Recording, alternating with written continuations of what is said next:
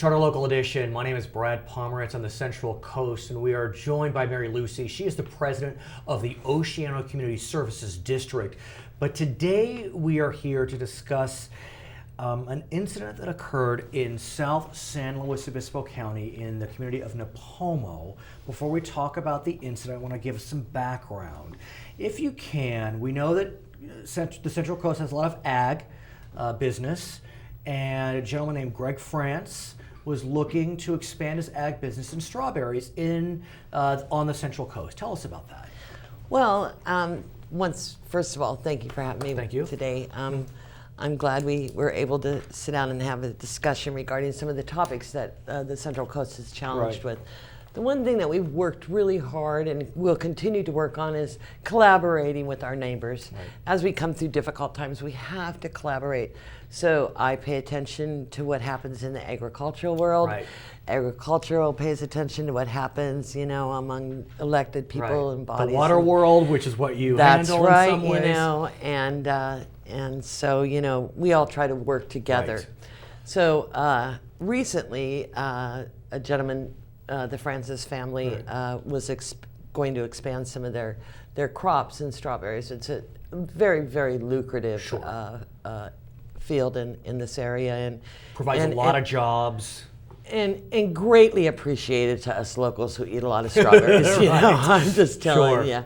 So, a lot of the problems around immigration have really impacted farmers, particularly local farmers, who have to go distances to get their workers and bring them in. Because the reality is, Mary, you know this better than I, Americans are not taking the ag jobs that immigrants are willing to take. We don't see many American-born folks in the fields picking strawberries. No, it's just a fact. No, and the focus has been on education in the American family. So most of the effort goes towards educating your children versus helping to feed the family and getting to work. And so different priorities for different cultures. And so the France family had applied for an H-2A visa, correct, which allows them to bring immigrants, Mexicans generally, but not exclusively, Central Americans, let's say, into the state for a specified amount of time each year. But under H-2A, they're required to provide housing. Correct. And so what were the Frances planning to do? Well, there's several things that they have to provide. They have to provide meals, they have to provide transportation to and from the job, and housing. And I'm sure there's other things as well, too. And the Franceses had been going to Ventura and getting the workers that they needed and bringing them up. And that's quite a commute. And extremely expensive. Right. Considering how gas is actually a little better now, still. but still it costs a lot. So there was these houses, 7 houses, and they had been built at the end of a cul-de-sac. There wasn't in Nipomo. And there wasn't, at this time, there isn't neighbors on either side of the houses. 2 of them were still in construction. A couple of them had been finished, but nobody had moved in or any of that. And just so our viewers understand, and they're beautiful homes. Right. The goal was there would be 7 houses, 16 folks in each home, for 112 people living in this mini community, let's call it. Right. But there was a group of folks in Nipomo that were agitated by this possibility. They felt as if 16 in one home was too much, even though there is no ordinance that precludes that, and even if there was, likely unconstitutional. Right, and really, how would you enforce that? I live in Oceano. There's a lot of people in tiny homes many times, And so when you look at the vitriol that was waged against this project, pretty remarkable. A lot of angry words spoken. Yes. Some would argue a lot of disinformation issued with regard to the project. And what ultimately happened, Mary? What ultimately happened is a group of anarchists stepped in. They took the situation into their own hands, and they burnt 2 of those facilities down to the ground.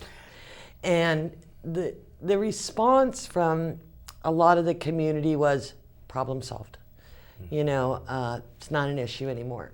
About 2 or 3 days later, I was watching the news and watching online and really not understanding how this could happen in America, how somebody's homes could be burned to the ground and we would just kind of dust it off our shoulders and move on, And then I heard the owners, the Francises, do an interview apologizing. And that triggered something else inside me. Why is the owners whose homes were burnt down, and they weren't completed, I'm going to put that disclaimer in there, but they were burnt to the ground. Why are they apologizing? Why is this community making excuses for arsonists in America at this time? And a lot of folks have been speaking about this. We've heard the terms vigilante violence. We've heard certain commentators suggest that an environment has been created through certain rhetoric of certain candidates running for president. Correct. That permitted or gave people permission to act in this way. And there's a lot of consternation about this whole notion of problem solved because the Francis have decided not to continue with the project. That's correct. As we speak today, we don't have the results of the investigation. And again, I'm just reporting what I've read. And no policies have been put forth as recommendations on how to look at these situations. How are we going to respectfully treat people who pick our food? There's policies that need to be put in place, and that's not happening either. But just the fact that an entire group of people in America have justified this level of violence is beyond my comprehension. There were homes very close to the construction where there was damage. Yes. And that arson could have caused a firestorm in the neighborhood, arguably. Who knows? There could have been, a kid doing security at a construction site. What do kids do at night? They fall asleep. What if a kid was in there, watching those sites and a kid would have died? Then it would have changed the story a little bit more, So what do you make of the relative lack of outrage? Look, there are pundits that have spoken out about this, but from what I gather, your view is that not a lot of folks are talking about this. And it seems to have been kind of brushed under the carpet as you see it. And Mr. Tom Folks wrote an excellent piece in the Tribune. This is a columnist for the San Luis Obispo Tribune. And in the title it was "Where's the Rage?" And that's my question to the people of San Luis Obispo County, because it's just not the South County, it's us as a county wide, Where is the rage? When did we cross the line that this level of violence is acceptable in our society? It's not acceptable. Do you believe And by having candidates pushing hate, pure hate, and it's not fear-driven hate, it's just hate. So you do, at a certain level, blame the rhetoric of this presidential race. Most definitely. And I blame us for allowing it to get to this level. This is something that happens in other countries. It doesn't happen in America. So where do you go from here? Well, I personally am going to try to push policies. I think that our supervisor, I actually have a good relationship with our county supervisor, and I know that she's starting to look at some of the policies and how we can work to satisfy everybody. And Mary, I want to thank you for joining us and for bringing this to our attention in the state of California. Her name is Mary Lucey. She is the president of the Oceano Community Services District. My name is Brad Pomerance on the Central Coast. You're watching Charter Local Edition.